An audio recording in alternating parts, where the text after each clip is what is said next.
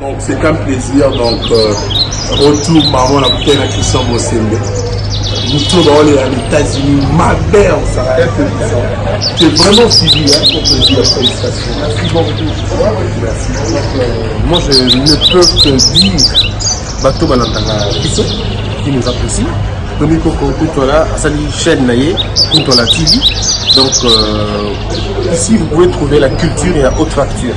Ça veut dire une autre dimension, il y a l'analyse, une autre dimension, il y a compréhension d'un sujet, qualité à l'invité. Ce n'est pas vraiment le sens, il y a polémique, mais c'est beaucoup plus d'analyse.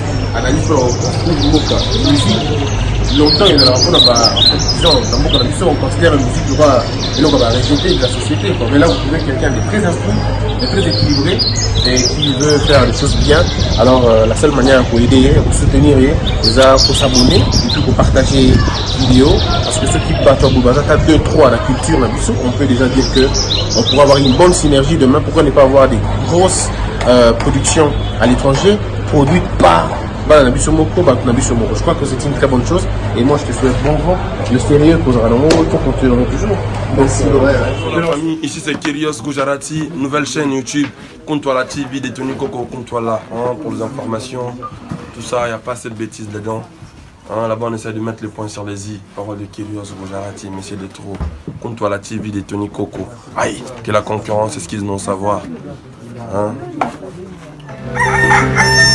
Chers internautes, après plusieurs demandes, me voici bien sûr avec vous en live. Retrouvez-moi dans cette nouvelle chaîne sur YouTube, Kuntoala TV. Après votre demande, ma demande est que inscrivez-vous et partagez. Kuntoala TV, vous savez bien sûr, Kuntoala, c'est mon poste de nom. Retrouvez bien sûr cette nouvelle chaîne YouTube, Kuntoala TV. Merci de vous inscrire, de vous abonner et de partager.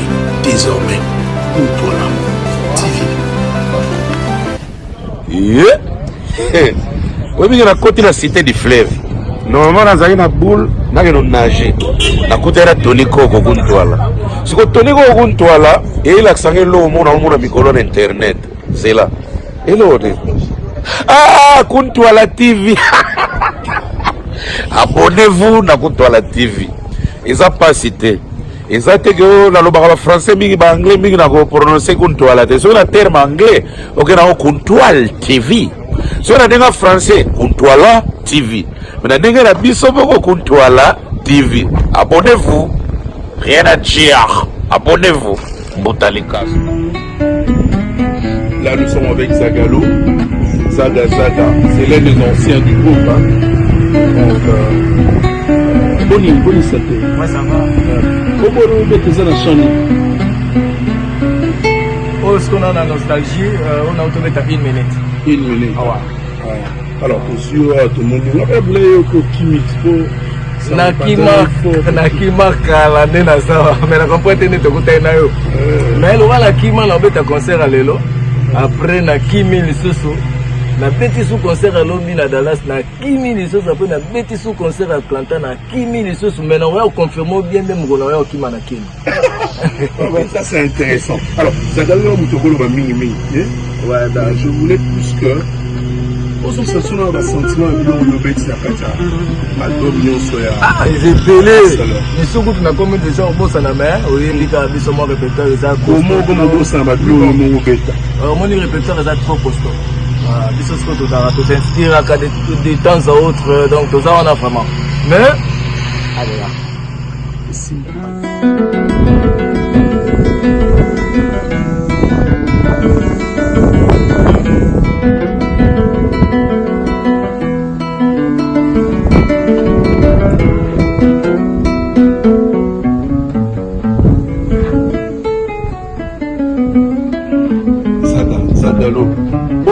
Zabora qui est Foucault. Il y a Foucault Tony Coco. Yom Tobé Taboro. Oza, Eva Patron. Et c'est ce que tu as même exemple. Ah, d'accord. Bon, je te prends puisque tu as un concert, vous avez un concert ce soir. Mais ça, qui vient de loin? Tu as fait 1 minute, Tony Coco. Justement, on a plein de qui m'aide déjà.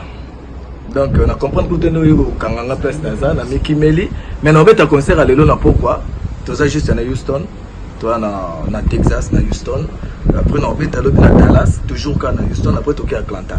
Donc na na Mikimeli, mais on confirme que qui malanga mingi tant to comme la kin na une émission, on a pensé qu'on a kima, na kita côté na biso mayombe, na kili habituto. Pour un bon. D'accord, voilà, on a vu ça. Alors, Zaga, na ina zoom sur le nom c'est pas ça bateau ba yoka. Bon, si vous voulez kaka, ba bureau mekemeke. Sauter parce que ba bureau na ya na ngole.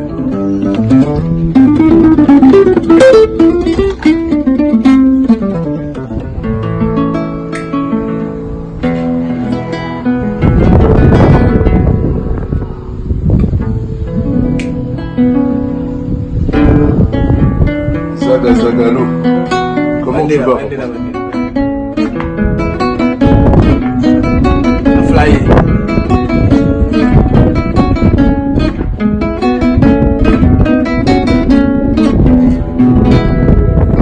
C'est le monde va fly. Maman n'a jamais collé, maman n'a gaz payé par les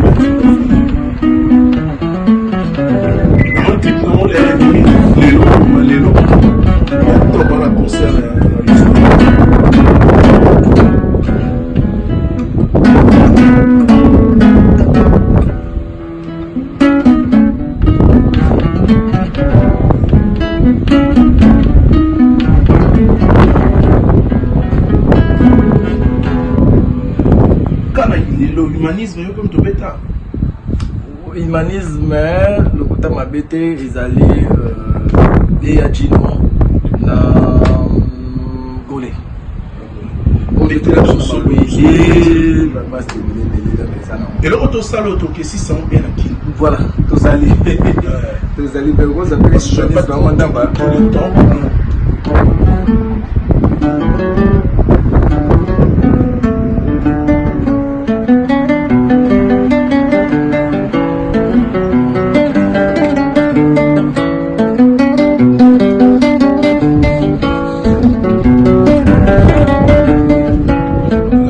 Un plaisir, donc retour maman la bouteille à Christian Bossembe.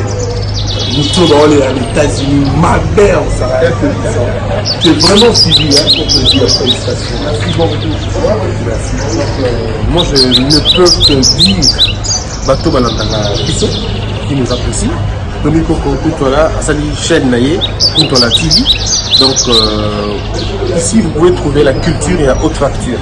Ça veut dire une autre dimension, il y a l'analyse, une autre dimension, il y a compréhension d'un sujet, qualité à l'invité. Ce n'est pas vraiment le sens, il y a polémique, mais c'est beaucoup plus d'analyse. Analyse sur la musique. Longtemps, il y a la rapport on considère la musique de quoi la rejeter de la société. Mais là, vous trouvez quelqu'un de très instruit, de très équilibré et qui veut faire les choses bien. Alors, la seule manière pour aider, pour soutenir, c'est pour s'abonner et puis pour partager la vidéo. Parce que ceux qui battent au Boubazaka 2-3 la culture, on peut déjà dire qu'on pourra avoir une bonne synergie demain. Pourquoi ne pas avoir des grosses productions à l'étranger produites par je crois que c'est une très bonne chose et moi je te souhaite bon vent, le sérieux posera le mot, pour continuer toujours. Merci. Ici c'est Kyrios Gujarati, nouvelle chaîne YouTube, Kuntwala TV, détenu Coco Kuntwala, pour les informations, tout ça, il n'y a pas cette bêtise dedans. Là-bas on essaie de mettre les points sur les i, parole de Kyrios Gujarati, mais c'est de trop. Kuntwala TV, détenu Coco. Aïe, que la concurrence, c'est ce qu'ils n'ont savoir.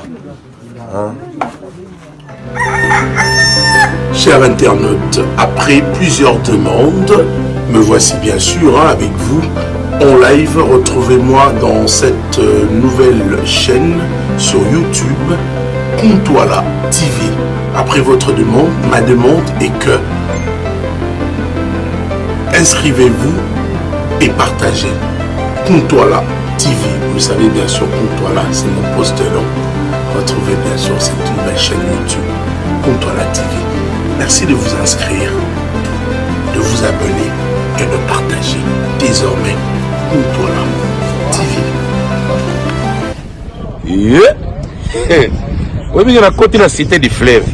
normalement nazali na boule nakeno nage nakutela Tony Koko kuntwala siko Tony Koko kuntwala eyelakisanga eloko omona mikolo na internet zela eloko te Kuntwala TV abonnez-vous na Kuntwala TV eza pasi te eza te ke nalobaka ba français mingi ba anglais mingi na ko prononcer Kuntwala te soki na terme anglais okena ko Kuntwala TV soki na ndenge français Kuntwala TV mais na ndenge na biso moko Kuntwala TV abonnez-vous rien à dire abonnez-vous Mbutalikaso.